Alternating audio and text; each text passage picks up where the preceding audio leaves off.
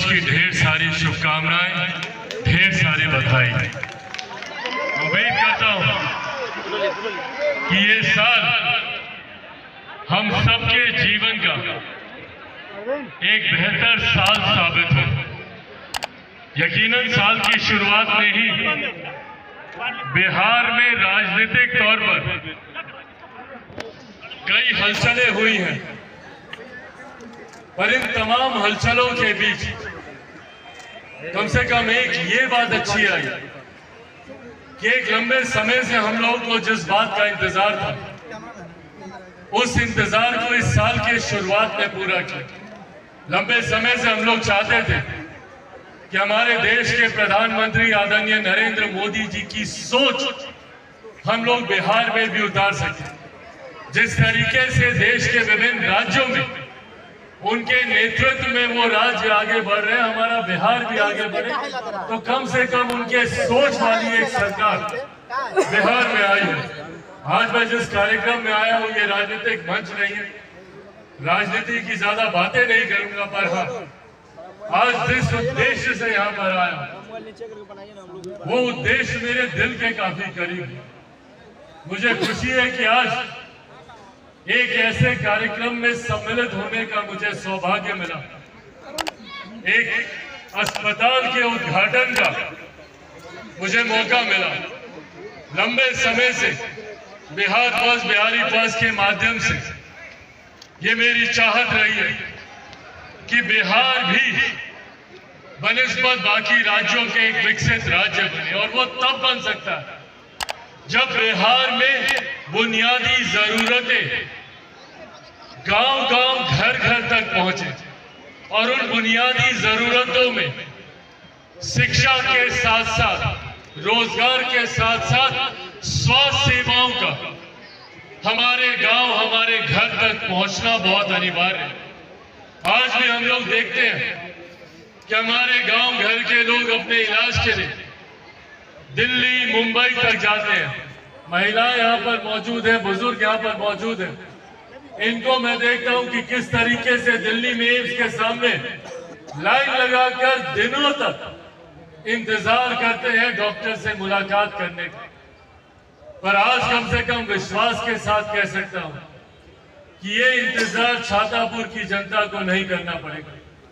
यहाँ पर एक अपना वर्ल्ड क्लास फैसिलिटी से ये अस्पताल यहाँ पर मौजूद है, और इसके लिए हम लोग जितना धन्यवाद संजीव जी का करें उतना कम है। मैं चाहता हूँ एक बार जोरदार तालियां आप लोग संजीव मिश्रा जी के आप लोग बताएं। संजीव मिश्रा जिंदाबाद।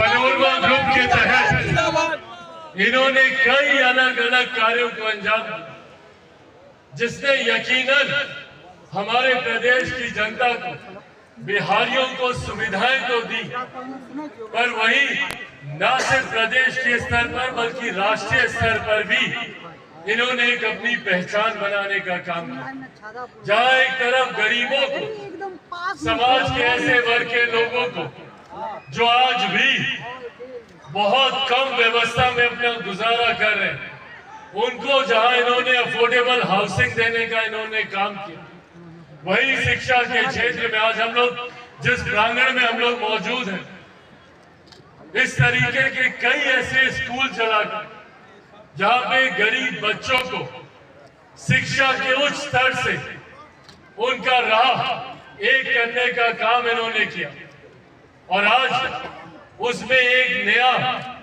पायदान इन्होंने जोड़ने का काम किया।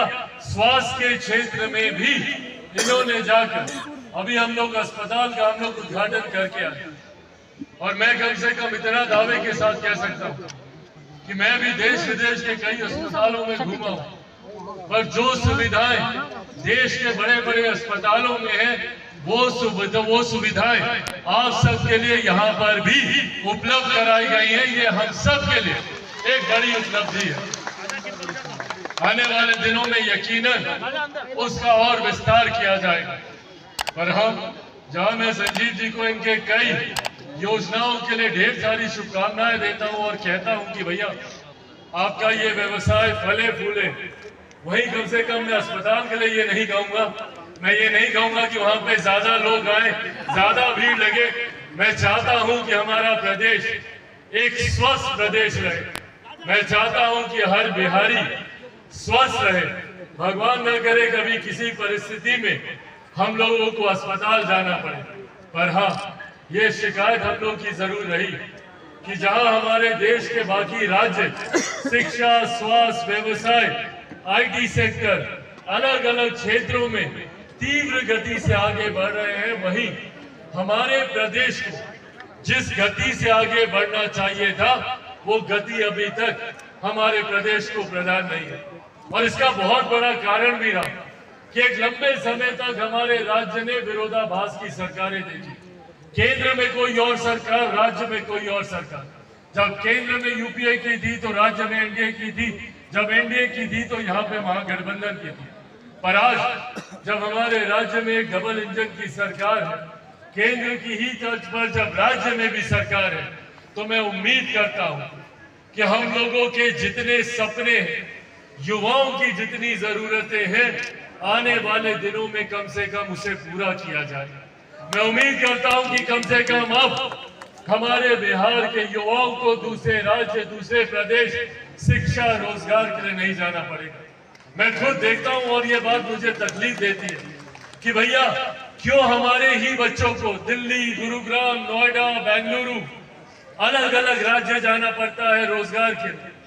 भारत एक साथ आजाद हुआ, भारत के तमाम प्रदेश एक साथ आजाद हुए, तो फिर क्यों कहीं दिल्ली, मुंबई जैसे चमचमाते शहर बने और कहीं हमारा बिहार प्रदेश जो आज भी पिछड़ा राज्य कहलाता है। आज भी हमारे बच्चों को कोटा हम जाते हैं, वहां पे हम देखते हैं इतने सारे बिहार के बच्चे वहां पर शिक्षा हासिल करने, तालीम हासिल करने जाते हैं।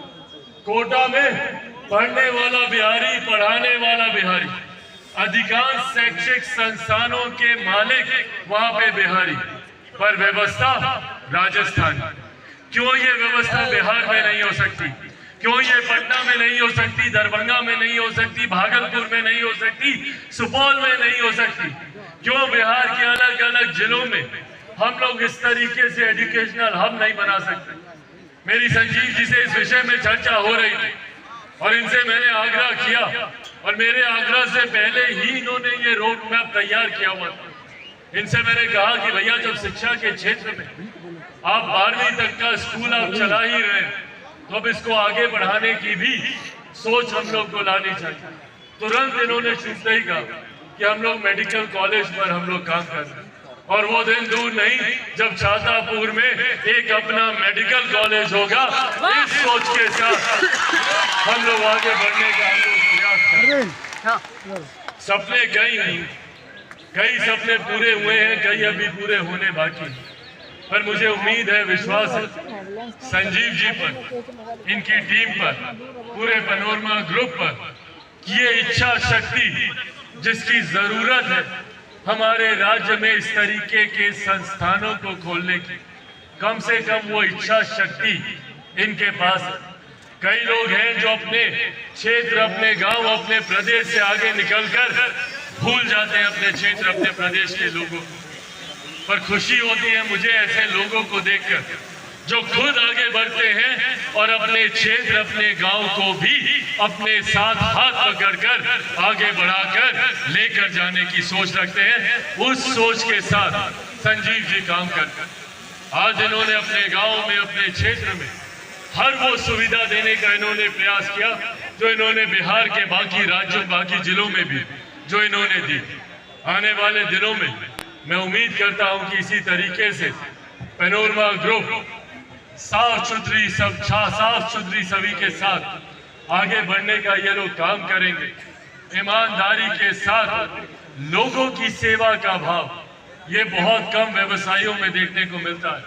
जब वो आगे बढ़ते हैं तो सिर्फ अपने विकास की सोचते हैं, पर ऐसे में समाज सेवा की ये सोच जो लोग रखते हैं वो सही मायनों में अपने क्षेत्र, अपने प्रदेश से ईमानदारी करते हैं।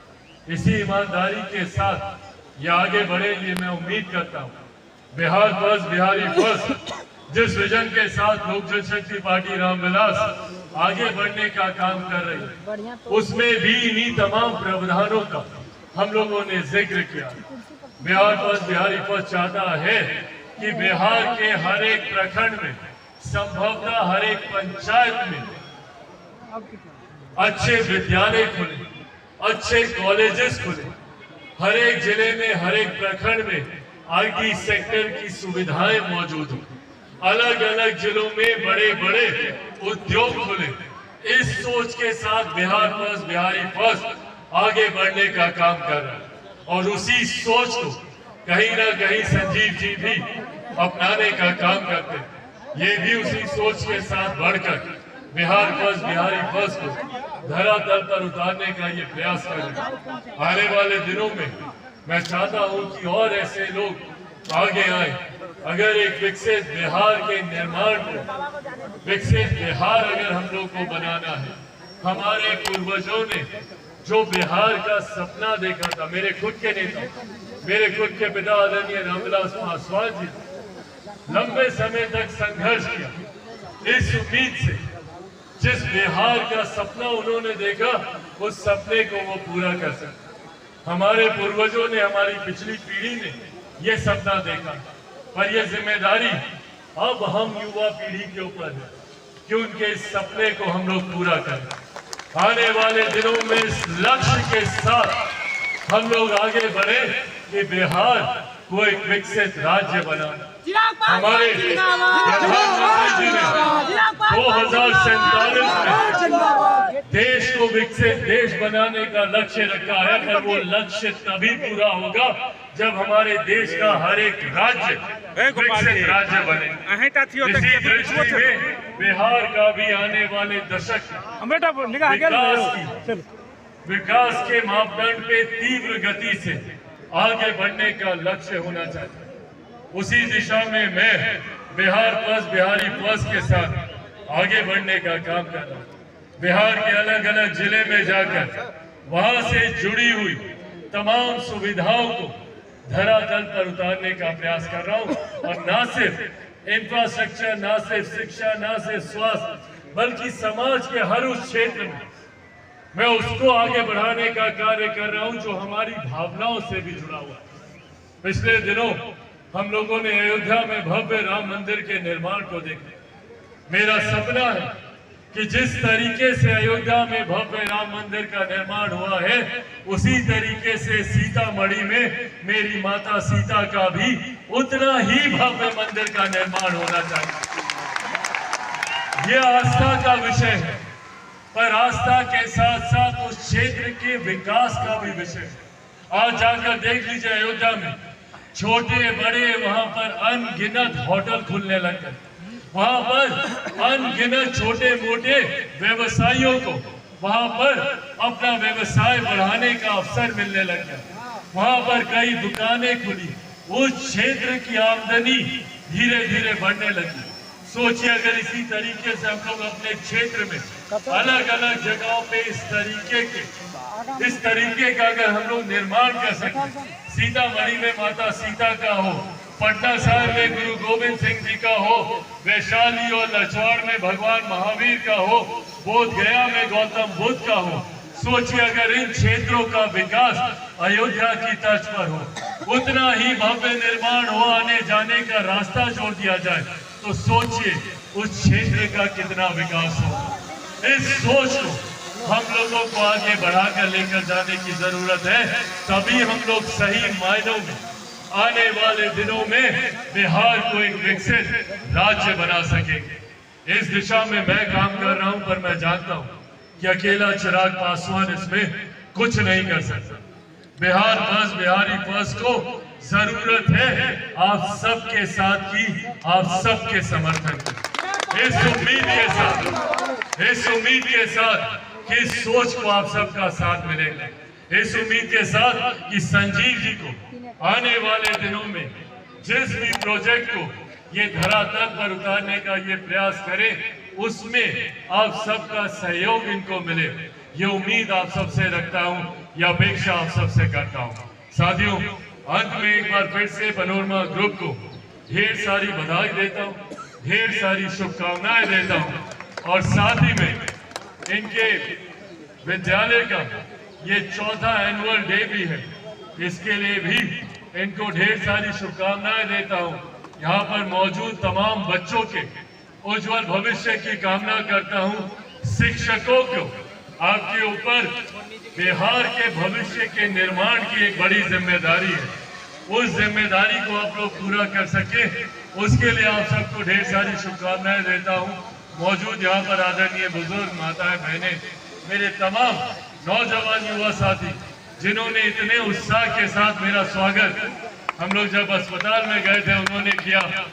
विधि व्यवस्था भी थोड़ी आगे पीछे हो गई, वहीं पे हम लोग को प्रेस वार्ता भी करनी थी, हम लोग नहीं कर पाए क्योंकि भीड़ इतनी ज्यादा हो गई। पर यहाँ पे मौजूद तमाम मीडिया के साथियों का भी बहुत बहुत धन्यवाद करता हूँ और संजीव जी को और इनकी पूरी टीम को एक बार फिर से बधाई देते हुए आप सबका यहाँ आने के लिए बहुत बहुत धन्यवाद।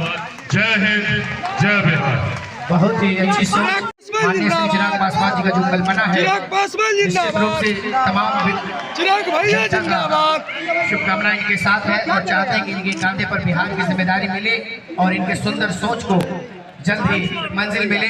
बहुत ही शानदार खूबसूरत पल, बुजुर्गों का आशीर्वाद मिलते हुए और हम आप सभी